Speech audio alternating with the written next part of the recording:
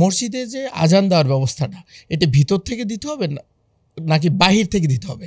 যদি বাহিরে দেওয়ার ব্যবস্থা যদি না থাকে তাহলে কি করবেন তিনি? দেখুন, আজান শব্দের অর্থ হচ্ছে এলান, মানে প্রচার করা।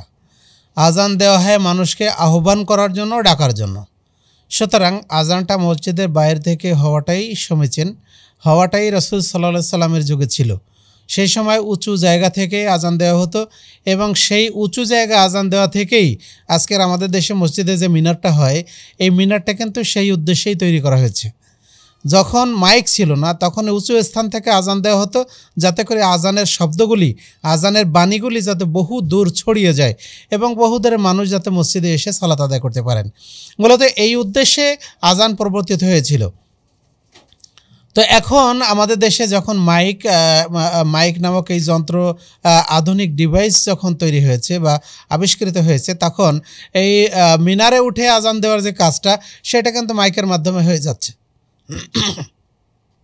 তো এখন আজানের যে উদ্দেশ্য মানুষকে আহ্বান করা, তো মাইকের মাধ্যমে কিন্তু এই আহ্বানের বিষয়টা কিন্তু হয়ে যাচ্ছে।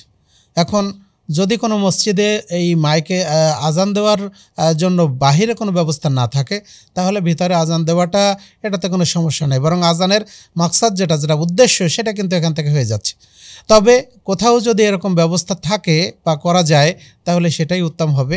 মসজিদের বাইরে থেকে আজান দেওয়া কিংবা বারান্দায় এমন কোনো ব্যবস্থা করা যাতে করে বারান্দা থেকে আজান দেওয়া যায় বা মসজিদের বাইরে থেকে আজান দেওয়া যায়, এরকম ব্যবস্থা করলেই বরং ভালো হয়।